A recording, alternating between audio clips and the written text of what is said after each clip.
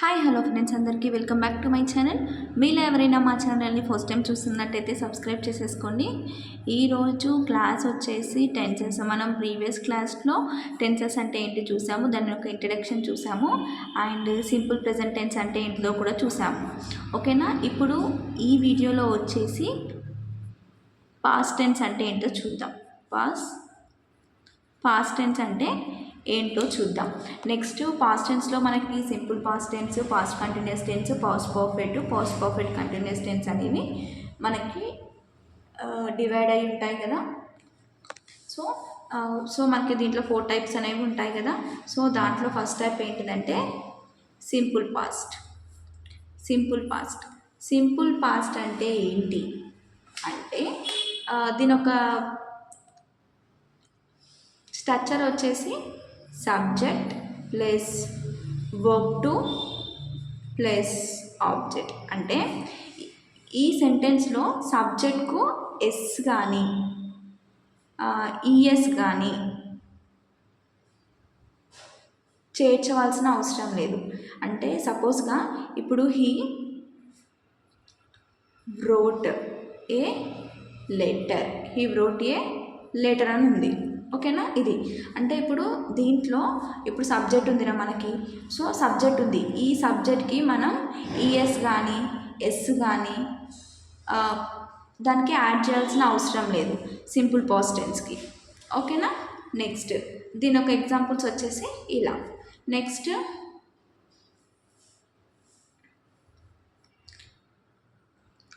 Simple past tense మనం ఎక్కడెక్కడ use చేస్తాం అంటే సింపుల్ పాస్ట్ టెన్స్ అనేది మనం ఎక్కడెక్కడ యూజ్ చేస్తామంటే హిస్టారికల్ సిచ్యువేషన్స్లో మనం సింపుల్ పాస్ట్ టెన్స్ అనేవి యూజ్ చేస్తాం. ఇంకా పాస్ట్ యాక్షన్లో కూడా యూజ్ చేస్తాం. మనం సింపుల్ ప్రెజెంట్ టెన్స్ అనేది యూజ్ చేస్తాం. సో మనం ఇప్పుడు ఎగ్జాంపుల్స్ అనేవి చూసేద్దాం. ఎగ్జాంపుల్స్ ఏంటిది అంటే ఇప్పుడు నేను ఏం చెప్పాను, హిస్టారికల్ సిచ్యువేషన్స్లో మనం సింపుల్ పాస్ట్ టెన్స్ అనేవి యూజ్ చేస్తామని చెప్పాను. అంటే షాజహాన్ బిల్ట్ తాజ్ మహల్ చెప్పాను కదా. మనం ఎక్కడెక్కడ యూజ్ చేస్తాం, హిస్టారికల్ సిచ్యువేషన్స్లో మనం సింపుల్ పాస్ట్ టెన్స్ అనేది యూజ్ చేస్తాం. నెక్స్ట్ ఇంకెక్కడ యూజ్ చేస్తామని చెప్పాను, పాస్ట్ యాక్షన్లో కూడా యూజ్ చేస్తామని చెప్పాను. పాస్ట్ యాక్షన్ అంటే దే డిక్లేర్డ్ ద రిజల్ట్స్, అంటే వాళ్ళు ఆల్రెడీ రిజల్ట్స్ అనేవి డిక్లేర్ చేశారు.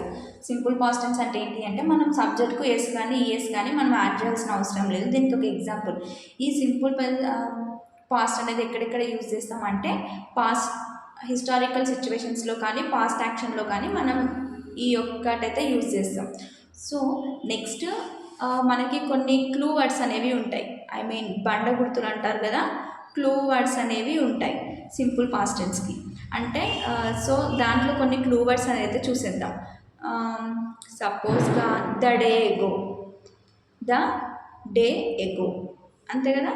Next previous day or previously. Next yesterday. ఇప్పుడు ప్రీవియస్లీ ఎస్టర్డే అంటే అది పాస్ట్ యాక్షన్ అన్నట్టే కదా. Last month, last year, last month, last week, before, a long ago, last summer, last night, the day before and ఇలాంటివన్నీ మనకి simple past టెన్స్లో use చేస్తాం. ఓకేనా? So examples అయితే చూసేద్దాం. I went to market yesterday.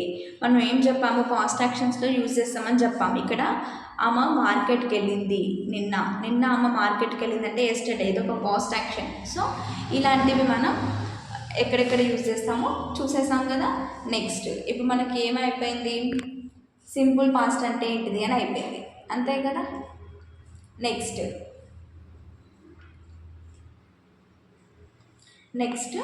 Past continuous అంటే ఏంటో చూద్దాం. Past continuous అంటే ఏంటి చూడండి. పాస్ట్ కంటిన్యూస్ టెన్స్ అంటే ఏంటో చూసేద్దాం.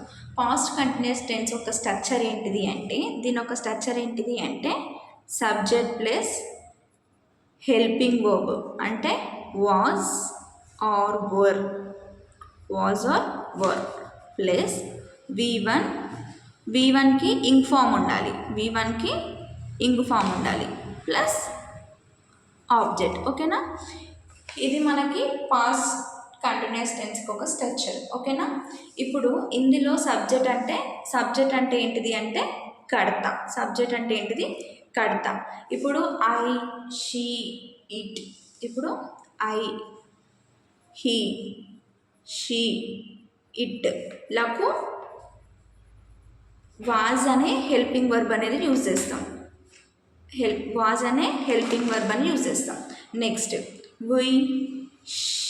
వి, యు, దే లకు వర్ అనే హెల్పింగ్ వర్బ్ యూజ్ చేస్తాం.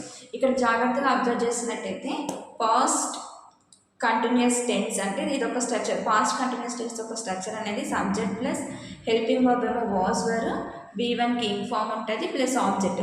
ఇక్కడ ఐ, హీ, షీ, ఇట్కేమో వాజ్ అని హెల్పింగ్ వర్బ్ యూజ్ చేస్తాం. నెక్స్ట్ వి, యు, దే అనేదానికేమో మనం వర్బ్ అనే హెల్పింగ్ వర్బ్ని యూజ్ చేస్తాం.